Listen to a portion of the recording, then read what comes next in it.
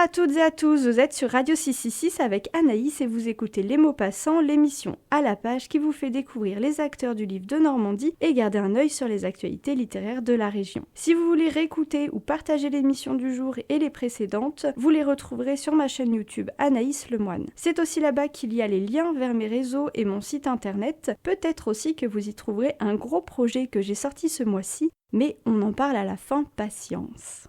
Dans l'émission de février, j'avais invité le scénariste BD Gaetz pour qu'il puisse nous parler de ses projets et de ses lectures. Si vous vous souvenez, il avait participé il y a quelques années au salon du polar Bloody Fleury. Eh bien, j'y suis allée au début du mois, c'était du 4 au 5 mars, et il y avait tellement de monde que j'ai eu du mal à circuler dans les expositions et je me suis même vue rester devant la porte fermée d'une table ronde qui ne pouvait plus faire entrer personne tellement la salle était pleine. Bon, c'est de bon augure. J'ai pu assister à 2 conférences que j'avais envie de voir et qui étaient vraiment très intéressantes. Je suis peut-être un petit peu déçue par le nombre d'auteurs en dédicace. Bon, déjà parce que 5 autrices contre 15 auteurs, vous savez ce que j'en pense. Et surtout parce qu'avec l'espace disponible, on aurait pu mettre largement plus que 20 auteurs. Aujourd'hui, dans l'émission, vous allez faire la connaissance de celle qui n'est pas passée par 4 chemins. Je pense qu'elle sera d'accord avec moi. 20, on peut mieux faire. Bonjour Lydie. Bonjour à tous, bonjour Anaïs. Lydie, tu es l'organisatrice du Festival des Dévoreuses de livres.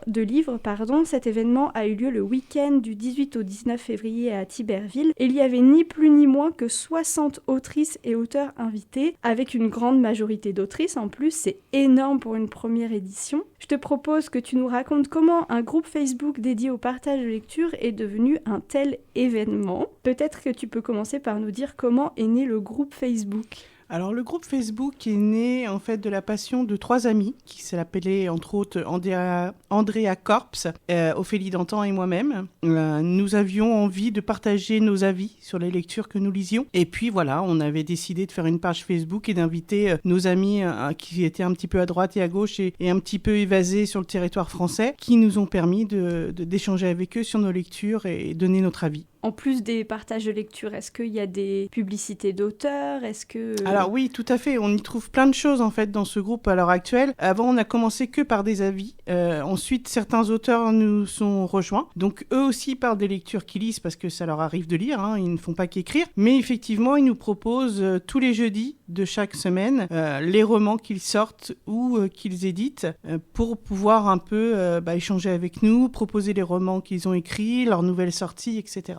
Donc c'est que les jeudis, alors j'ai déjà vu ça sur d'autres groupes où ça évite les pubs un peu tout le temps dans la semaine. Est-ce que c'est pareil pour C'est ça, ouais. Non, nous on l'a fait aussi effectivement de cette façon-là parce que sinon on se retrouve avec des pubs tout le temps. À la base, la page n'a pas cette fonction-là. La page a pour fonction d'échanger nos avis entre lecteurs. Mais si on ne fait pas ce genre de choses, on se retrouve très facilement... tu vois, le jeudi, par exemple, on arrive à pratiquement 300-400 pubs auteurs à devoir accepter. Ouais, donc il y a des fois, il y en a qui passent à l'as, malheureusement. Mais alors ça, c'est un truc que j'ai remarqué parce que j'ai à un moment suivi beaucoup de pages ou de groupes de lecture comme celle que tu proposes. On se rend très vite compte qu'à force d'accepter des publications d'auteurs, de pubs d'auteurs, la page, elle meurt et au final, il y a très peu d'interaction avec la communauté. C'est ça, et puis ça devient vite un espace publicitaire dans ces cas-là si on ne fait pas des choses carrées. Donc c'est pas le but de la page. Le but de la page, c'est vraiment d'échanger entre nous, lecteurs, donner envie aux autres de lire selon la vie qu'on en a ressenti, etc. Donc effectivement, les pubs, c'est pour ça qu'on les a cloisonnés au jeudi.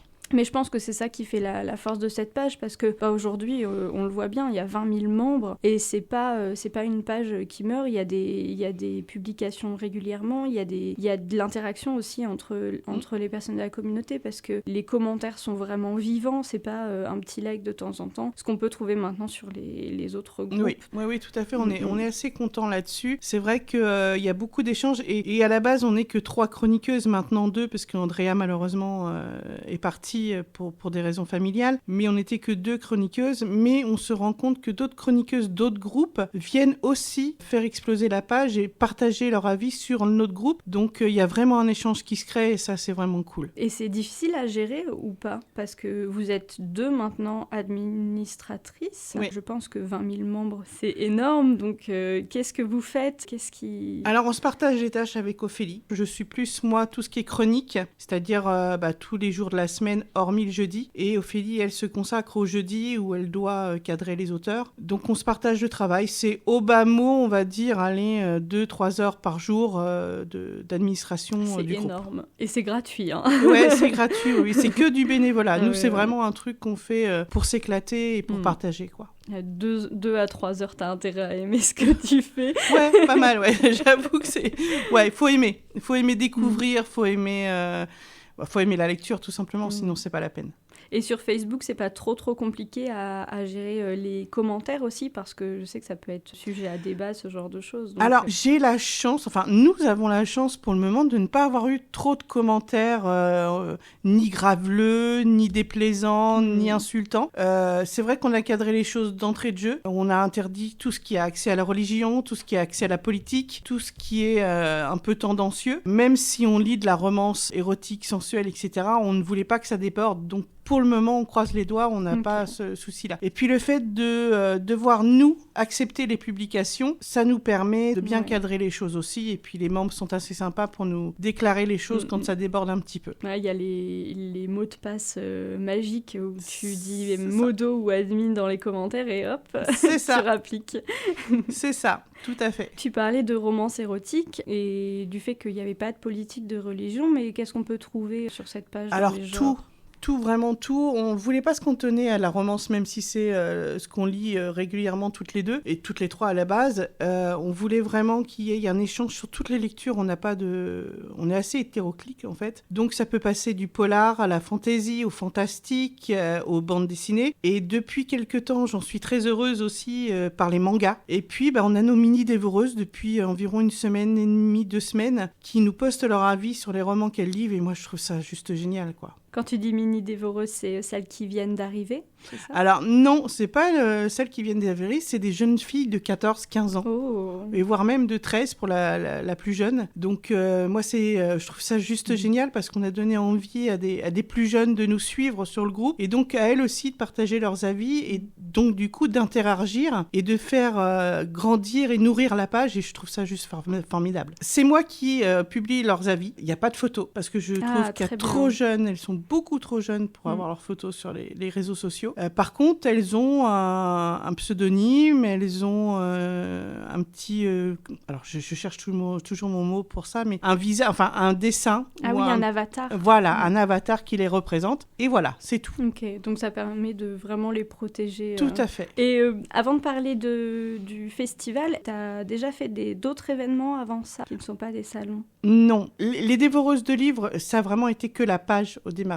Ça a été vraiment que ça. C'est devenu autre chose à partir du salon de lire en Normandie, qui est un salon qui est fait sur Tilleul, du côté de la Bretagne, je crois, quelque chose comme ça. Enfin, je suis pas très bonne en orientation, mais qui a été créé par Émilie CH et Noémie Roy. Donc, j'y suis allée en tant que visiteuse. Et en fait, c'est là où je me suis aperçue que la page Facebook avait une certaine, on va dire, entre guillemets, notoriété, parce que je n'aime pas du tout ce mot, auprès des auteurs. Sur Facebook, on peut le dire, quand il y a un groupe qui atteint 20 000 personnes, qui est aussi actif, on peut parler de notoriété. Alors justement, je me sens pas comme ça. C'est ça qui est fou. Hein. C'est le syndrome de l'imposteur, oui, ça. Mais certainement, oui, complètement.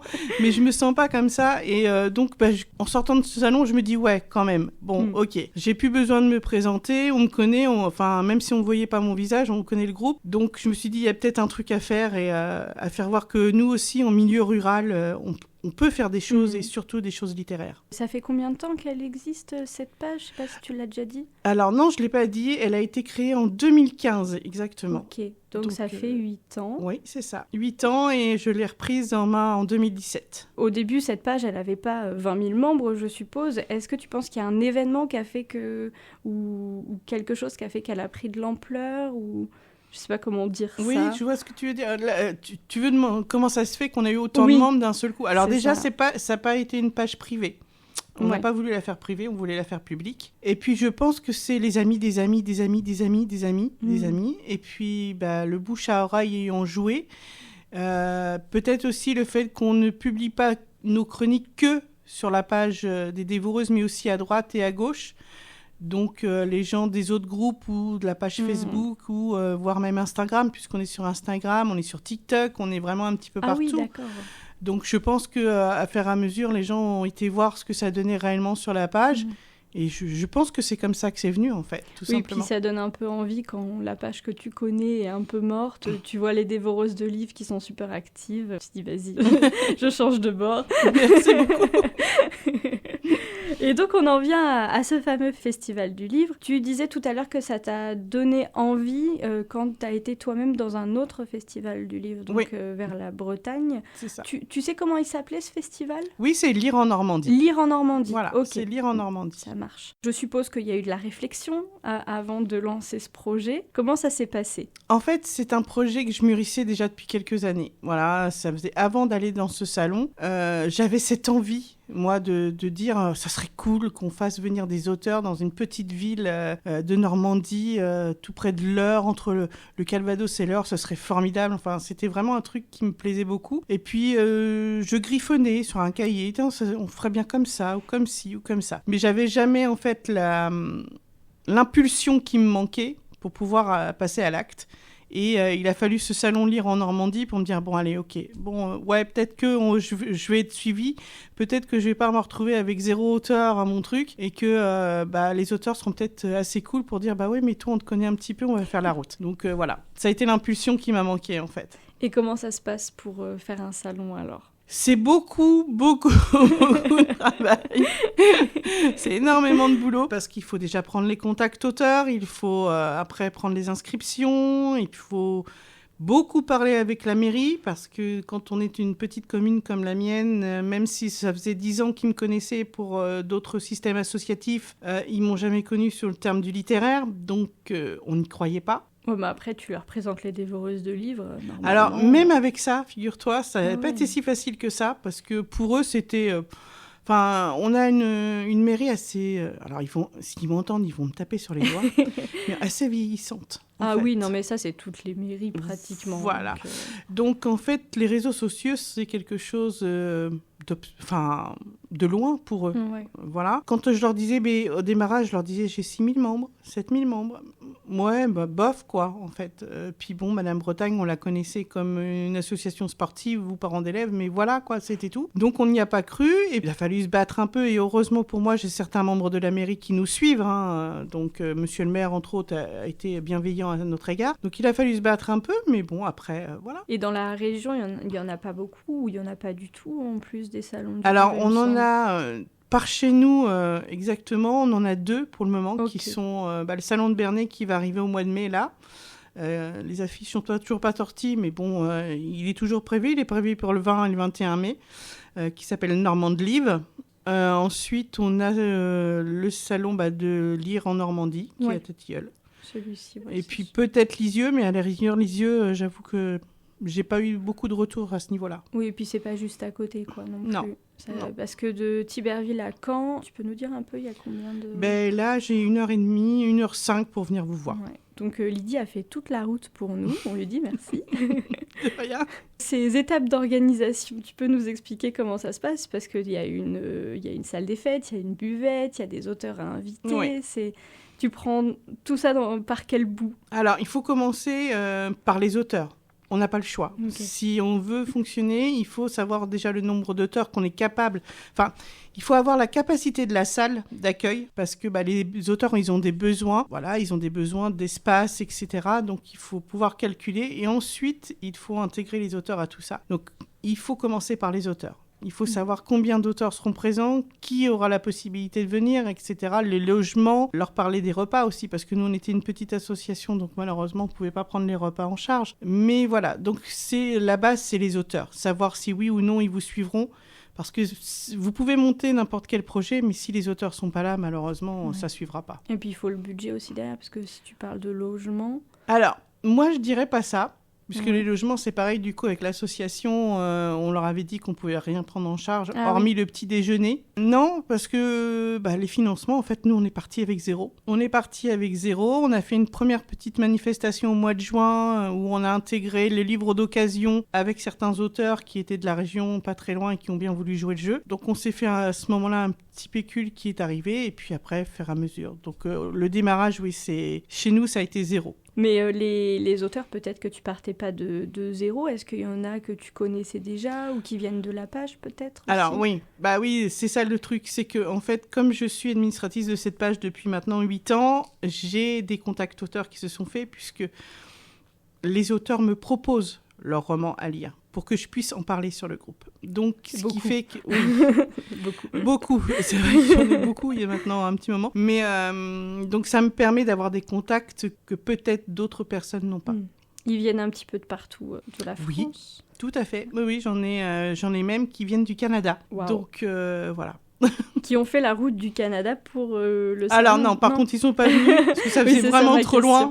C'était ma question. Non, ils sont pas venus, mais pour les SP, effectivement, les services presse, j'en ai certains qui viennent du Canada. Ok, mais pour le salon en lui-même, tu avais des auteurs et des autrices qui venaient d'un peu partout en France. D'un peu partout en France, tout à fait. Oui. Et au niveau des genres qui étaient proposés, j'ai vu qu'il y avait, parce que j'y suis allée, c'était très très bien d'ailleurs, je le redis, il y avait beaucoup de romances, mais pas que. Il y avait vraiment beaucoup de choses et en plus il y avait beaucoup d'âges, ça allait de très jeunes à beaucoup plus âgés. Il y avait de l'édition et de l'auto-édition, donc moi je trouve ça formidable parce que des festivals du livre, en tout cas ceux qui sont là depuis longtemps, et je pense notamment au Salon du Livre Époque à Caen qui accueille beaucoup de public chaque année. On a très peu, voire pas du tout je crois, d'auto-édition et je trouve que ça manque parce que, je sais pas si tu es un petit peu d'accord avec moi là-dessus. Je suis malheureusement complètement d'accord avec ça. Malheureusement, je trouve que les auto-éditions sont un peu laissées sur le bord de la route face à toutes ces grandes maisons d'édition, Gallimard, etc., Hachette, etc., Hugo. C'est dommage. C'est dommage parce qu'il y a plein de plumes très, très, très jolies et qui passent à côté. Je suis d'accord. En fait, on a cette image de l'auto-édition un peu roman poubelle. Je sais pas trop si tu vois ce que je veux dire. Oui, je vois très bien. Où c'est ceux qu'on n'a pas acceptés en maison d'édition, donc ils vont faire leur petit truc de leur côté. Sauf que c'est pas ça. Non, ça fonctionne pas comme ça en fait. Les grosses maisons d'édition fonctionnent plutôt sur le terme de vente que ça peut leur apporter et pas sur le thème d'écriture, ce qui est bien dommage en mon sens. La passion, c'est autre chose que la vente. Et c'est vrai, alors peut-être que je dis des bêtises, mais moi je l'ai beaucoup remarqué avec mes lectures des 2 dernières années. Je fais partie du prix littéraire de la ville de Caen, donc je suis jurée. Et j'ai posé ma démission cette année parce qu'en fait on lisait pratiquement que de la littérature blanche. Et en fait c'était surtout de la littérature parisienne. Et quand on se rend compte de qui est-ce qui publie chez Gallimard, ça sort de la Sorbonne, ça vient de Paris en majorité. Et donc c'est vraiment très triste parce que toute la France peut écrire. C'est ça. Mais non, mais on n'est pas obligé d'être sorti d'un cursus littéraire pour avoir cette passion d'écrire et d'écrire des romans. Moi, je vois des personnes, des auteurs en auto-édition qui sortent absolument pas de ce cursus et qui voire même étaient ouvrières, paysagistes ou quoi que ce soit et qui pourtant écrivent des choses mais tout juste magnifiques. Oui, on a plein de choses à raconter. Ouais. Et surtout, il y a plein de choses qui sont mal vues aussi dans l'auto-édition, mais c'est parce que souvent, il n'y a pas les aides, il n'y a pas le cadre. Ça va être, par exemple, au niveau des couvertures, au niveau de la correction aussi, parce qu'on part pas tous comme tu disais, de grandes études. Et l'orthographe, c'est pas une tare. On n'a pas tous le même rapport à l'éducation, en tout cas en termes de grammaire. Et puis, il y a la dyslexie, il y a plein de choses. C'est ce que j'allais te dire aussi. Donc, et puis, on va pas se mentir, la langue française, désolé pour les puristes, mais c'est quand même une belle connerie en termes de grammaire.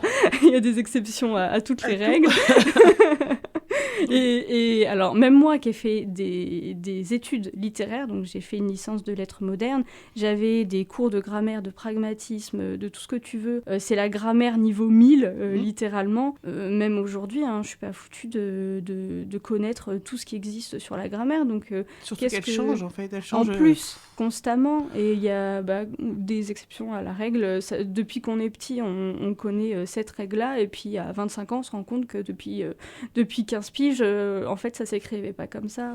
Mais les professeurs eux-mêmes ne le savaient pas. Donc, ils nous inculquent des choses. C'est un sacré bordel, tout ça. C'est ça, je suis d'accord. Donc, si on avait cette possibilité d'avoir des aides financières, je pense, pour pouvoir payer des correcteurs, payer des graphistes, etc. Moi, je pense qu'on aurait de très belles choses. Et il y en a qui le font déjà très bien parce que, il y a aussi des gens qui ont la chance d'avoir aussi des talents en graphisme. C'est ça. Ouais. Enfin bon, voilà, c'était la parenthèse sur l'auto-édition. Je suis contente d'avoir pu aborder cette Moi aussi, cette j'avoue chose que c'est un avec sujet toi. assez important aussi. Et puis de le dire à la radio aussi, c'est... Tout à fait. Pour ceux qui nous écoutent et qui aiment la grammaire, désolé pour vos saintes oreilles. Ton ressenti post-festival, comment ça se passe pour toi-même ? Alors, pour moi, c'est une grande fierté. C'est une très, très grande fierté d'avoir pu amener autant d'auteurs, parce que c'est vrai qu'il y en a eu un bon nombre, dans une petite ville entre Lisieux et Bernay. Donc, je suis assez fière de tout ça. Et au niveau du public, je suppose qu'il y a eu beaucoup de monde qui est venu. Alors, on a un petit peu calculé. On table entre 350 et 400 personnes. Donc, pour un premier festival, pour une première édition, c'est énorme pour nous. Et surtout dans une ville comme Thiberville, c'est un peu paumé au milieu de il faut connaître, part. En fait, parce que si on connaît pas, c'est pas la peine. Donc, donc ça a été super sympa pour nous. Et franchement, on a eu plein de retours super. Les auteurs veulent une deuxième édition. Bien sûr, on veut une deuxième édition. Mais c'est ça, les visiteurs à l'année prochaine. Enfin, donc, que du positif et des étoiles plein les yeux. Bon, si t'es heureuse, que le public est heureux et que les auteurs sont heureux, on peut t'applaudir, je pense. Et applaudir aussi les personnes avec qui t'as travaillé. Oui, tout à fait, parce que je suis pas toute seule. Non, il y a une belle équipe derrière moi, de bénévoles et du membre de la sauce, forcément. Qui, moi, si j'étais focalisée sur tout ce qui était auteur, etc., elle était à l'arrière et les petits déjeuners, les sandwichs, le buvette, tout ça. Si on n'a personne derrière soi pour nous soutenir, on fait rien. Mais c'était quand même un événement où tout le monde se soutient parce qu'il y a eu aussi une tombola qui a été proposée et pratiquement, alors peut-être même tous les auteurs ont proposé de gagner un de leurs livres ou des goodies ou etc. Donc, je trouve ça très très cool aussi. Parce que... ils savent, moi je fonctionne pas, je fais qu'un seul concours sur la page par an parce que j'estime que c'est beaucoup leur demander, mine de rien, parce que comme tu l'as dit tout à l'heure, je travaille avec énormément d'auto-édition, donc forcément c'est un coût pour eux, tous les livres ou les e-books ou etc. qu'ils me donnent pour les concours. Et puis, il n'y a pas forcément le retour de certains lecteurs. Donc, je trouve ça dommage. Mais c'est vrai que quand je fais une manifestation comme celle-ci, ils répondent toujours présents, que ce soit pour mon concours de Noël ou pour le salon. Et voilà. Ça donne toujours un truc en plus, je pense. Tout à fait. Si c'est une aussi grande réussite, est-ce que tu es déjà en train de penser à celle de l'année prochaine ? Alors, l'affiche est déjà prête. Ah oui, bon, c'est bon alors. Je pense qu'on a notre réponse. En fait, je travaille déjà d'ores et déjà sur l'affiche et on a déjà la date de poser. Ok. Donc elle sera en février et si j'ai bonne mémoire, c'est le 17 et 18 février de l'année prochaine. Ça, je note. Je pense que je serai là encore. Avec plaisir. On t'en recevra avec plaisir. Et est-ce que tu penses qu'il y a des choses que tu aimerais changer ou ajouter ? Comment tu vois les prochaines éditions ? Alors, la prochaine édition, il y aura un petit peu moins d'auteurs. Pas pour des raisons où les gens ne veulent plus venir, parce que c'est pas du tout le cas, comme je l'ai dit tout à l'heure. C'est juste que, comme je l'expliquais en début d'interview, les auteurs ont des besoins. Et là, on m'avait donné une dimension de salle des fêtes qui n'est pas la bonne. Parce qu'elle était trop petite et donc c'est vrai les auteurs, beaucoup de... les auteurs étaient très très serrés. Et donc du coup, j'espacerai et leur donnerai un petit peu plus d'espace, donc on aura un petit peu moins d'auteurs l'année prochaine de présent. Et puis j'allais dire, vu que c'est une période février assez froide, c'est pas, vous pouvez pas vous permettre de mettre une tonnelle à l'extérieur. Tout à fait. Et puis, la deuxième petite chose que l'on va changer aussi, on a eu quelques auteurs jeunesse, mais pas tant que ça. C'est vrai. Donc, cette année, on va aussi avoir un petit peu plus de jeunesse pour l'année prochaine. Voilà, de jeunesse et de BD aussi. Exactement, on travaille dessus. J'ai très, très hâte. Et si tu pouvais inviter une personne à participer à ce salon, qui est-ce que ce serait ? N'importe qui. N'importe qui ? Ouais. Alors, c'est une auteure que j'aime beaucoup, voilà, qui n'habite pas dans le coin, malheureusement, et qui s'appelle Herbé Deveau, qui a une série qui s'appelle Les Gardiens d'Apophis, qui est tout juste, pour moi, magnifique. Et je rêve de la voir en vrai. Voilà. Donc, j'aimerais bien qu'elle vienne. C'est des sagas qu'elle fait ? Alors, Les Gardiens d'Apophis sont une saga, et elle a un feel-good et une autre série fantastique aussi, qui s'appelle, je crois, si ma mémoire est bonne, Le Bureau Magique, un peu sur le système d'Harry Potter, avec de la magie, etc. Et le tout premier, Les Gardiens d'Apophis, on est sur le mélange d'une romance fantastique avec un fond très égyptien, avec Tut, Ra, enfin voilà. Donc, voilà. Donc la réécriture de mythologie égyptienne. Exactement. Super. Donc on mélange avec ça les vampires, les loups-garous. Donc tout de ce qui la me plaît. bitlite. C'est ça, ce qui me plaît tout à fait. Ok, bah ça a l'air de faire un beau mélange. J'espère que tu réussiras à l'avoir, j'espère aussi pouvoir l'avoir avec nous. Peut-être qu'elle nous entendra d'ailleurs. RB, si tu m'entends. Voilà. Je te propose, Lydie, de faire une pause musique et qu'on se retrouve juste après pour parler de tes lectures, ce qui fait que tu es toi aussi une dévoreuse de livres. Et oui. Donc on se retrouve juste après I'm So Hot de Chrissy Schlapeka. J'espère que ça vous plaira. À tout à l'heure.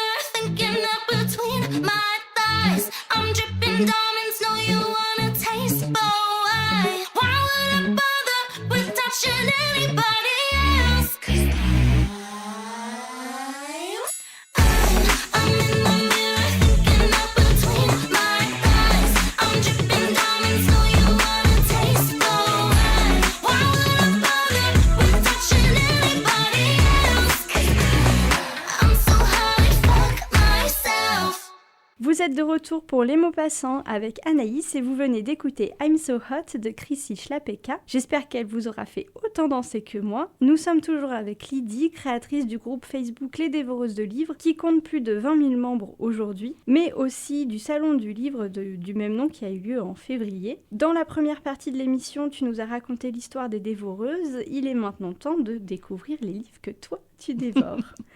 Est-ce que, pour commencer, tu peux nous parler de ton livre préféré de tous les temps ? Je pense que c'est une bonne introduction. Alors, mon livre préféré de tous les temps, il y en a beaucoup, il y en a énormément.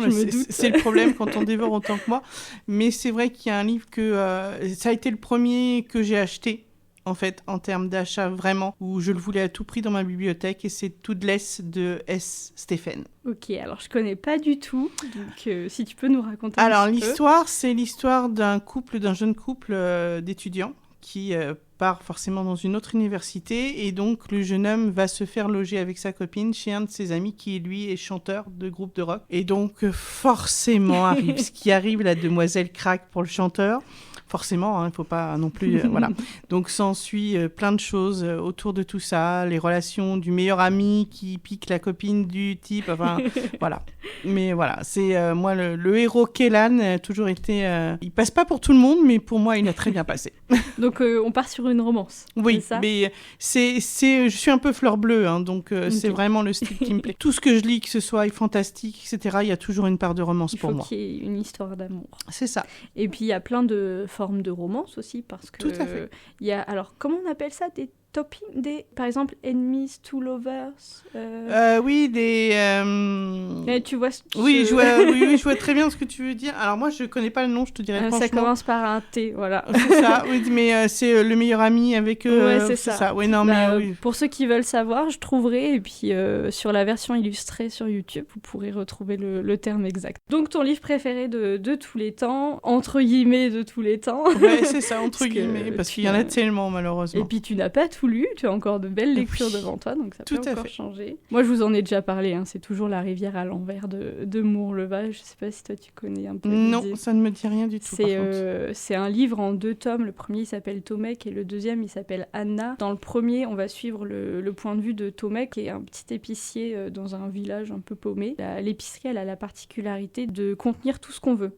Tu viens, t'as besoin de quelque chose, et il dit oui, t'inquiète, j'ai ça. Ça peut être un jeu de cartes comme du sable encore chaud du Sahara, tu vois. Donc il y a vraiment plein de choses. Un jour, il y a Anna, une fille de son âge, qui arrive et qui lui demande est-ce que vous avez de l'eau de la rivière à l'envers? Et Tomek, il est un peu sur les fesses parce qu'il en a jamais entendu et c'est la seule chose qu'il a pas dans son épicerie. Et donc elle est déçue. Ça se voit qu'elle est très triste parce qu'elle était venue ici, elle avait fait tout ce chemin pour ça, puisqu'elle a un petit oiseau que son père lui a offert qui se meurt, et la seule manière de le sauver, c'est de lui donner cette eau-là. Elle achète des bonbons, elle lui donne une pièce et puis elle s'en va. Et sauf que Tomek, il est tombé amoureux. Voilà. Et donc il en revient toujours à ça. Mais c'est le nerf de la guerre. Donc il va partir à la recherche d'Anna. Il va traverser des contrées fantastiques, imaginaires. Il va rencontrer des nains parfumeurs, des ours aveugles, plein de... Ouais, c'est très très beau. Et dans le deuxième tome, on suit le point de vue de Anna cette fois, et il est un peu plus adulte. Alors je vous dis rien, faudra aller le lire, mais c'est un livre qui s'adresse à la fois aux enfants, aux adolescents, aux adultes. Il n'y a pas d'âge pour le lire. Enfin, de toute façon, la littérature jeunesse, il n'y a pas d'âge pour en lire. On suit des thèmes qui peuvent être à la fois très enfantins comme très adultes. Moi, j'ai pleuré. En lisant, j'ai pleuré, j'ai ri. Voilà, c'est pour ça que c'est ma lecture préférée. C'est intéressant, j'avoue. Bon voilà, si tu avec plaisir. En plus, c'est pas très long. Comme c'est de la littérature jeunesse, c'est assez court. Je crois que t'en as pas pour plus de 300 pages, les 2 tomes réunis. Oui, donc effectivement, c'est...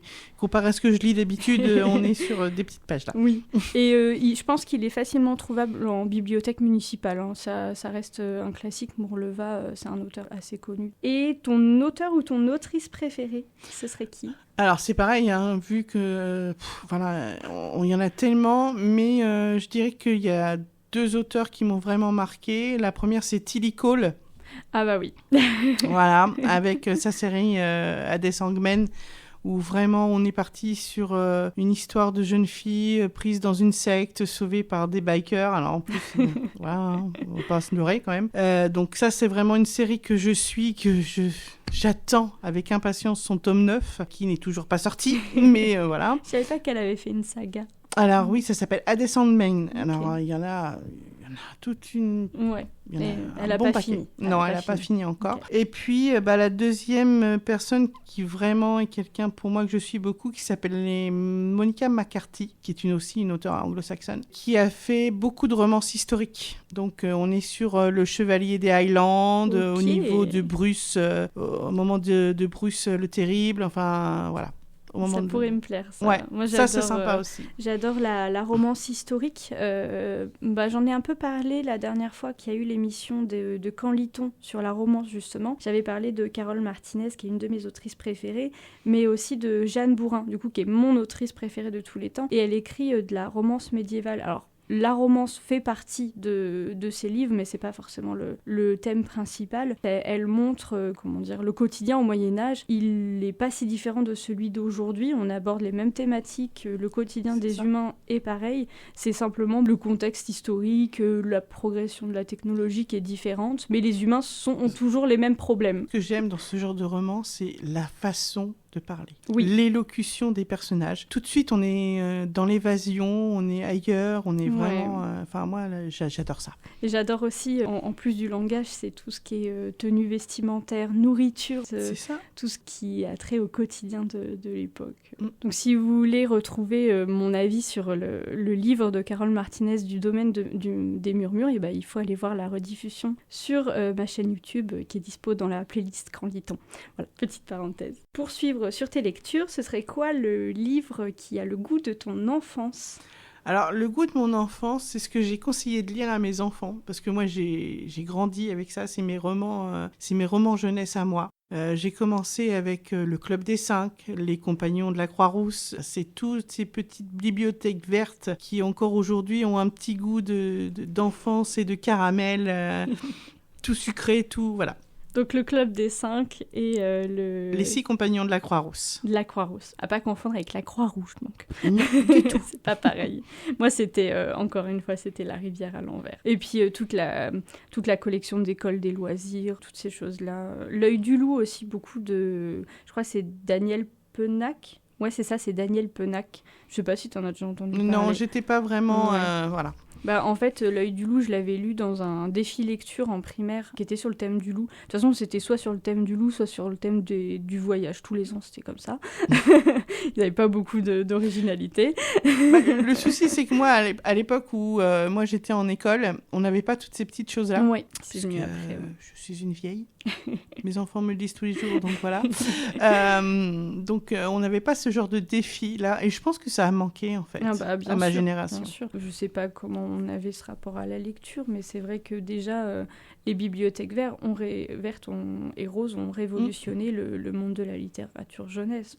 Complètement. Bien complètement. sûr. Ça existe depuis un moment. Par exemple, Les Malheurs de Sophie, toutes ces choses-là. Ça a donné une dimension plus accessible à la lecture et la littérature. Bon, et ben on remercie les bibliothèques vertes et roses. Excellent. Ce serait lequel le livre qui t'a fait le plus rire ? Alors, là-dessus, par contre, il n'y a pas de débat. Il y en a un, et même encore au jour d'aujourd'hui, quand j'en parle, généralement, je suis morte de rire.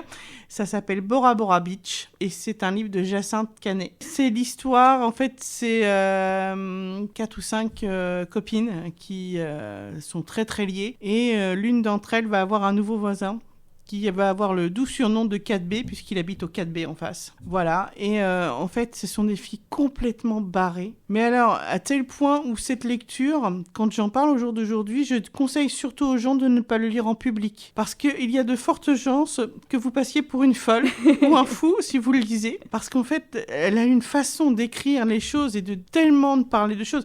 Par exemple, elle a une des héroïnes qui s'appellent Phyllis, et ses copines l'appellent la syphilis. Enfin, quand vous lisez ça, vous êtes, par exemple, moi, à l'époque où j'ai commencé le roman, j'étais en pleine salle d'attente du médecin, où vous vous mettez à pouffer parce que c'est incontrôlable, ça sort tout seul, et que les autres vous regardent et... Non, en fait, non, faut pas le lire quand il y a du monde autour de vous. Mais c'est vraiment juste un roman où on est complètement dans la déconne, et le deuxième degré, les filles complètement folles, barrées, et vraiment, c'est fantastique. Ok, ça, je prends note. De toute façon, je vais aller tout regarder, ce dont tu nous parles. Moi, ce serait Garfield, les BD Garfield. Aussi. Alors ça a aussi goût de mon enfance, mais alors, je me tordais de rire. Et aujourd'hui, ça a pas vraiment vieilli. Non, donc, pas trop, parce que mes fils les lisent. Donc, voilà. Il y a quand même un petit peu des trucs racistes. Eh oui, malheureusement. Voilà, mais ça, après, c'est une question d'époque, je pense. Il y en a beaucoup, hein. Regarde les Tintins, c'est pareil. Moi, j'ai mon fils qui a toute la collection Tintin, qui sont des très belles BD, mais il y a des choses parfois. C'est vrai qu'on en a pas mal parlé des Tintins avec les 2 dernières émissions, parce que l'émission précédente, donc il y avait Gaëtz, le scénariste BD, et l'émission encore d'avant, il y avait les 3 libraires de la rue froide de Caen. Et forcément, on a parlé des BD de notre enfance et tout. Tintin revenait beaucoup, et moi, je supporte pas Tintin. Pour une de ces raisons-là, mais peut-être parce qu'à l'époque aussi, on se rendait pas encore compte à quel point c'était raciste. Et donc, aujourd'hui, on a ce recul-là. Donc, moi, je suis arrivée au moment, en les lisant, où on avait déjà ce recul-là sur la chose. Donc, peut-être que c'est aussi ça qui change. Oui, je pense que ça joue beaucoup. Oui. Et puis, quand ça a le goût de l'enfance, des fois, on est un peu plus tolérant. C'est ça. Et puis, on est innocent. Donc, ça nous passe au-dessus pour certaines choses. Évidemment. On a parlé du livre qui t'a fait le plus rire. Mais je vais pas y arriver sur celle-ci. On a parlé du livre qui te faisait le plus rire. Ce serait lequel qui t'a fait le plus pleurer? Alors, c'est un livre que j'ai lu tout récemment, des éditions Caméléon, qui s'appelle « Quand la lumière s'éteigne » de Mélissa... Alors, attends, le nom, c'est Mélissa Rivière. Ce livre est tout juste magnifique. Au démarrage, quand on le lit, on part sur... mon imaginaire était parti sur un enlèvement d'enfants, etc. Alors qu'on n'y est pas du tout. Je peux pas dire parce que ce serait spolié, et ça, je veux pas. Mais c'est un roman tellement beau, tellement magnifique, et qui est, enfin, quand vous fermez le livre... Alors déjà, on en pleure parce qu'on se dit oh, « la vache », mais en plus, vous fait tellement remettre plein de choses en question. J'ai trouvé que l'autrice avait amené cette situation de façon magnifique, du début jusqu'à la fin, enfin jusqu'à vraiment toute fin où on comprend enfin où elle veut nous emmener. Enfin, on se dit, les choses sont tellement terribles ce que vit ce personnage, qu'on est avec le personnage et on en pleure, on est vraiment ému par ce qui lui arrive. Et quand à la fin, la chute arrive, on se dit oh, « mais mon Dieu, mais c'est tellement vrai en fait ». Et on remet plein de choses en question une fois qu'on a lu ce roman. Voilà, moi c'est un roman que je conseille, c'est un tout jeune roman aussi, une tout jeune romancière, mais mon Dieu qu'il est bon. Donc tu nous conseilles de sortir les mouchoirs et les bouteilles d'eau pour pas se déshydrater. C'est ça, tout à fait. Voilà. Ça marche. Ça m'a fait le même effet avec, t'en parlais tout à l'heure de Tilly Cole, mais avec 1000 baisers pour un garçon. Si t'as lu celui-ci. Oui, je l'ai lu aussi.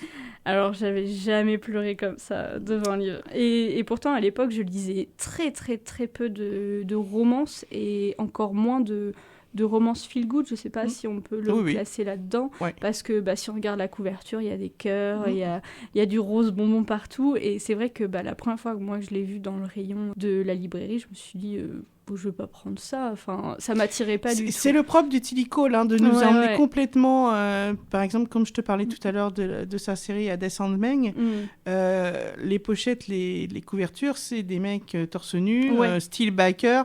Donc on sait qu'on rentre dans du biker, sauf qu'il n'y a pas que ça dans le roman. Bien sûr. Il n'y a pas que ça, elle nous emmène tellement autre part.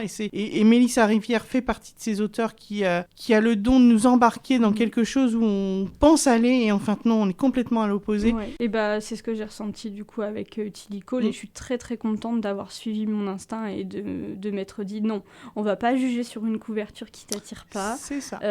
Allez, on y va. Et puis voilà, j'ai pas regretté. Mes yeux ont regretté parce que ça piquait à force de pleurer. Alors, on est dans la mièvrerie avec celui-ci, on est à fond. La mièvrerie, je sais pas, mais un petit peu quand même parce que ça reste très naïf. Mais ouais, c'est pareil, je parlerai pas des thématiques et tout parce qu'en plus il y a des sauts dans le temps, il me semble, il y a une double narration, donc ce serait compliqué de résumer ça. Mais je vous mettrai le résumé dans la version illustrée sur YouTube. Et bien peut-être parler du livre que tu lis en ce moment. Alors le livre que je lis en ce moment, ça s'appelle La revanche d'une audacieuse et c'est un livre qui est une trilogie, donc c'est le dernier tome de la trilogie et c'est un roman qui a été écrit par Marine Matisse. Je lis beaucoup de choses et Marine a été la première à me faire lire un livre FF. Alors, pour les non-puristes... Final Fantasy, moi ça me fait penser. Ouais, voilà. Pour ceux qui ne connaissent pas, vous avez les styles romance MF, qui veut dire homme-femme. Vous avez les romances MM, donc masculin-masculin. C'est bon, là je vois où tu veux en venir. Et voilà, et nous arrivons à la romance FF, donc la romance féminin-féminin. J'ai toujours des a priori sur ces romances, parce que même si l'univers gay ne me dérange en aucune façon, même à l'âge que j'ai, certains pourraient croire qu'à 50 ans, on ne veut pas lire ce genre de choses, mais moi, perso, l'amour, c'est l'amour, qu'il soit du même sexe ou du sexe opposé. Perso, je m'en fiche un peu. Mais j'ai toujours peur que ce soit un peu trop dans la vulgarité. Dans le too much. C'est ça. Ouais. Tout à fait. Donc j'y vais toujours avec un petit peu d'appréhension et en fait Marine a très bien amené la chose. Et en fait ce qu'on voit plus, du coup, on voit pas l'histoire entre les deux femmes, même si elle est bien présente, elle est bien là. On voit plus l'univers, une officier de police qui tombe amoureuse d'une chef de cartel. Donc on est vraiment sur deux opposés. On est sur du enemies to lovers. Voilà, exactement. Donc ça c'est formidable. Tu peux nous rappeler le titre ? Ça s'appelle La revanche d'une audacieuse de Marine Matisse. Ça marche. Moi c'est le René au bois dormant de Hélène Eusdin. J'en avais parlé dans les 2 dernières émissions. Ça y est, je me suis enfin penchée sur ce roman graphique et il en vaut la peine parce qu'il est magnifique. Mais je pense que tous ceux qui l'ont même juste croisé au détour d'un rayon de librairie seront d'accord avec moi. C'est d'une beauté. Je l'ai pas encore fini. C'est l'histoire d'un petit garçon qui a toujours des pertes de mémoire. Il va se perdre dans ses rêves. Il rentre dans son carton pour jouer et peut-être qu'il s'endort, on ne sait pas trop, mais il atterrit dans un monde tellement fantastique que c'en est, onirique, on peut dire ça comme ça. Il va croiser un géant qui est non-binaire, une sorcière qui crache des corbeaux quand elle parle, des petits fantômes qui ont la capacité de ne se souvenir de rien, donc chaque seconde ils revivent le rien. Voilà. Donc ça c'est une très très belle, un très très beau roman graphique. Et j'ai commencé Akira aussi, mais ça, c'est magnifique, mais j'en suis qu'aux premières pages, donc je dis rien.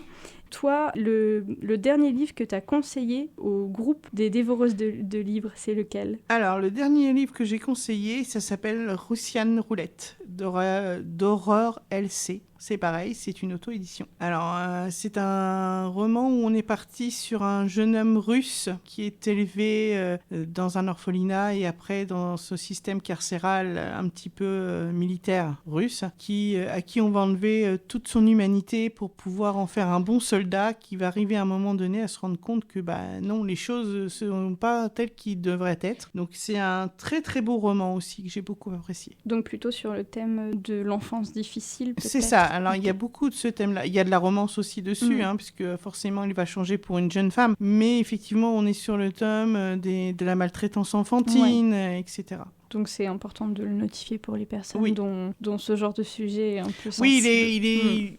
Au démarrage, il faut avoir le cœur un petit peu bien accroché. Ouais. Le dernier livre que tu as lu grâce au groupe. Alors celui-ci, ça s'appelle La cerise sur la pièce montée. C'est un titre qui, au démarrage, m'a laissé un petit peu dubitatif, on va dire, parce que voilà, c'est un roman qui m'a été proposé par l'auteur, justement via le groupe, puisque c'est un service presse. Et en fin de compte, j'ai passé un très bon moment avec les 2 héroïnes, les 2 héros, voire même ils sont 3 d'ailleurs, puisque à la base, Amanda est une wedding planner qui va donc devoir organiser un mariage d'une de ses clientes qui s'appelle Chloé, et qui en fait va se rendre compte que le jeune homme avec lequel la demoiselle va se marier est son premier amour d'enfance. Donc voilà. Ça va compliquer les choses. Tout à fait, surtout que Chloé a une demande un peu spéciale, puisque elle ne veut pas que son cher étendre la trompe, donc il va falloir qu'elle se grime pour être un peu plus laide, pour ne pas que le soi-disant fiancé tombe amoureux. Alors je vous dirai pas ce qui se passe après, parce que tout découle de ça, mais j'ai passé vraiment un très bon moment entre rire, parfois des envies de mettre des claques. Ça se comprend. Aussi. Parfois, on dit mais elle est complètement barrée cette nana, enfin elle est folle quoi. Donc voilà, mais j'ai passé un très très bon moment et c'est aussi un auteur que du coup j'ai découvert et que j'ai la joie de découvrir par le biais de ma page Facebook. Et par le biais du Salon du Livre des Dévoreuses aussi, je pense que tu as découvert beaucoup de lectures. Alors oui, beaucoup d'auteurs qui sont venus ce jour-là sont des auteurs que je connaissais déjà plus ou moins, soit par de nom, soit de vue, par lecture. Mais le roman que j'ai vraiment découvert, c'est celui de Flora Stark, puisque je n'avais jamais lu jusqu'alors. J'ai lu La Caserne 91. Là, mesdames, on est dans la chaleur. C'est les couvertures torse nu, donc. C'est ça. On est sur du sapeur-pompier, abdos, saillants, muscles saillants aussi. Donc, on est vraiment dans de la grosse chaleur.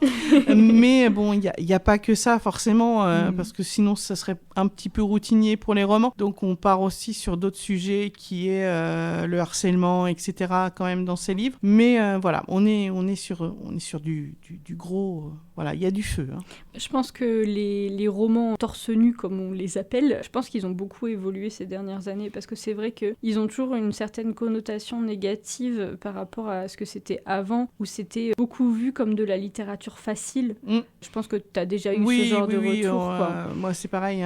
Quand on a commencé à parler des romances feel good, des romances machin, des romans... Ah bah oui, mais tu lis du CUL, pour les oreilles chastes. Non, en fait, il y a plus que ça dans ces romans. Oui, il y a une part d'érotisme, on va pas se le cacher. De toute façon, ça annonce la couleur. Voilà. On sait dans quoi on voilà. Plonge.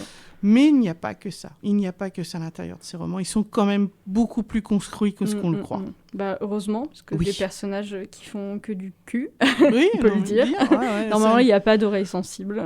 Donc non, mais ce genre de roman, ça deviendrait vite lassant, Ah en bah, fait. bien sûr. Et puis, il y a beaucoup de formats qui sont faits pour que ce soit uniquement de l'érotisme. Et dans ce cas-là, c'est sur des plateformes en ligne, généralement. C'est ça. On peut lire beaucoup de... Et même des livres audio. Alors, j'ai plus le nom de la plateforme qui proposait ça. Je la mettrai dans la version illustrée sur YouTube. C'est du livre audio érotique qui est vraiment très très bien fait, qui est très inclusif, qui est vraiment bien foutu. Ça a l'air vraiment très cool. J'en avais écouté un ou deux. Alors, moi, c'est pas trop ma cam. J'ai besoin qu'il y ait plus que ça. Oui, moi aussi. Pour ceux qui veulent vraiment un format où il y a que de l'érotisme, c'est un très bon moyen, je pense. Tu peux nous répéter le titre ? Alors, c'est la série Les Casernes 91, parce qu'il y a 4 tomes, et c'est de Flora Stark. Et ben moi, c'est S'éveiller dans le noir d'Alexandra Gerbeau, que tu connais, qui est un recueil de poésie qui est très très beau, qui est très très dur à lire. Hein. Par contre, il y a des thématiques, on va mettre un gros trigger warning dessus, hein, je vais le dire tout de suite, c'est la pédophilie et l'inceste. C'est un recueil de poésie exutoire, je pense, mais c'est plein de tendresse,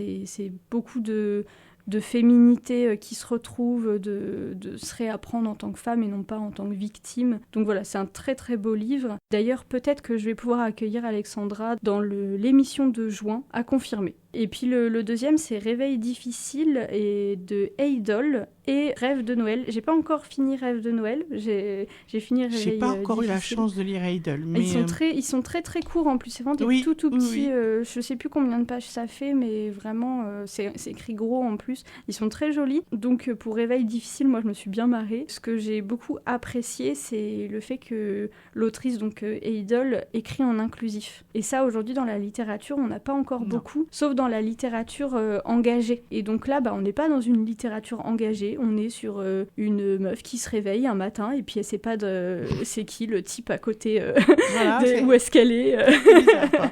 Et donc, forcément, on le devine, c'est une romance. Et Rêve de Noël, c'est une fille qui fête Noël avec sa famille et puis il y a son frère qui arrive avec son meilleur ami.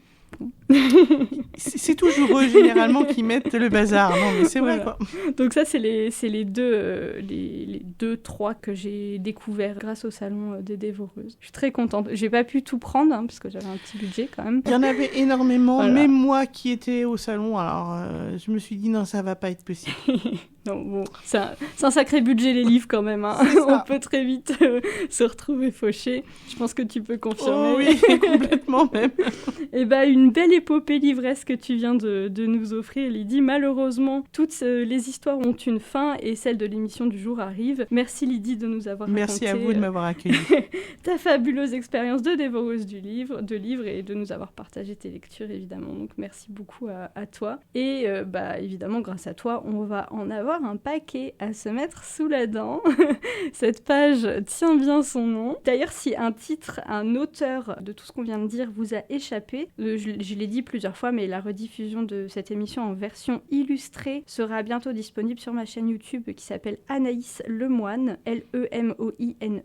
Et ce sera dans très très peu de temps. Généralement, je mets pas très longtemps à faire le montage. Vous pouvez déjà réécouter les précédentes et trouver les liens vers mon site internet et mes réseaux sociaux. Je suis très active sur Instagram et sur Facebook, donc n'hésitez pas à suivre mes actualités. Et vous l'avez peut-être remarqué, il n'y a pas de rubrique actualité aujourd'hui parce que j'ai préféré à partir de maintenant de retirer cette rubrique pour laisser plus de temps de parole aux invités. Je trouve que c'est plus sympa parce que si vous voulez suivre l'agenda des événements, il y a toujours le site de Normandie Livre et Lecture qui est là pour ça, et aussi les newsletters des libraires. Je me fais pas de soucis pour vous trouverez de quoi faire. En avril, j'espère avoir le temps quand même de passer au salon BD des Planches et des Vaches qui aura lieu du 1er au 2 avril à Hérouville-Saint-Clair et surtout d'accueillir nos prochaines invitées. S'il n'y a pas de changement de programme normalement, vous ferez la connaissance de Chloé et Caroline. Le duo de paroles de mots, c'est dans ce cadre que je propose mensuellement des ateliers d'écriture. On aura l'occasion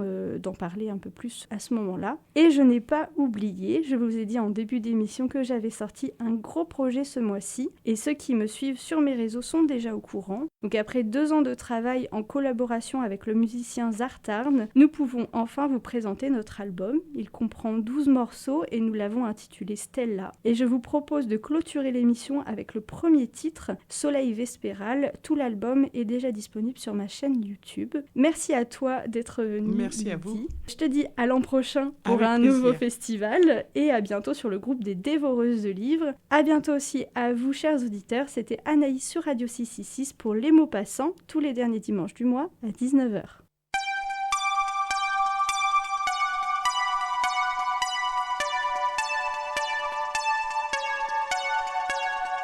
C'est comme ça qu'elle aurait dû s'appeler, Stella. Fille de la nuit. Fille du jour. De l'entre-deux, à vrai dire. C'est quand le soleil n'est pas encore tout à fait couché et qu'on aperçoit la lune et les étoiles que se joue quelque chose dans ses entrailles. Stella le ressent quand elle regarde par la fenêtre et qu'elle écrit des poèmes sur le ciel lourd qui pèse sur ses insomnies. C'est comme ça qu'elle aurait dû s'appeler, Stella. Fille de la nuit. Fille du jour. C'est comme ça qu'elle aurait dû s'appeler, Stella. Fille de la nuit. Fille du jour. Mais surtout elle le ressent en ce moment même. Debout sur son vélo, le chemin en ligne droite le long de la berge. Elle revient de la mer où elle a mangé une clémentine trop acide et vu un chien faire pipi. L'air était plus chaud à l'aller, alors elle a mis son écharpe. Et il y avait plus de monde sur le chemin aussi. Maintenant, elle peut aller plus vite. Jade crie derrière, parce que c'est trop bon d'être là. Stella crie en écho, parce que c'est trop bon d'être là. C'est comme ça qu'elle aurait dû s'appeler, Stella. Fille de la nuit. Fille du jour. C'est comme ça qu'elle aurait dû s'appeler, Stella. Fille de la nuit. Fille du jour. Parce que la musique s'accorde parfaitement à la vue. Parce que le ciel a viré aux couleurs pastel. Parce que le canal imite le ciel dans un grand drap de satin sans pli. Lilas, azurin, parme. Les arbres sont verts comme quand il neige mais sans la neige. Stella se rassoit sur la selle de son vélo bleu, ralentit la cadence, tout lui fond sur la langue et se répand sous sa peau pour former un grand frisson de vide plein. Alors elle dit à Jade: je voudrais que jamais cet instant ne s'arrête.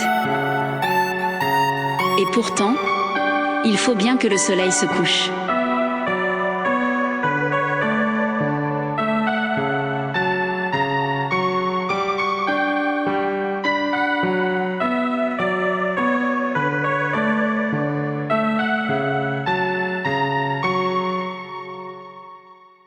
C'était Anaïs pour Les mots passants sur Radio 666, une émission pour rester à la page des actualités littéraires de Normandie, tous les derniers dimanches du mois à 19h. À bientôt!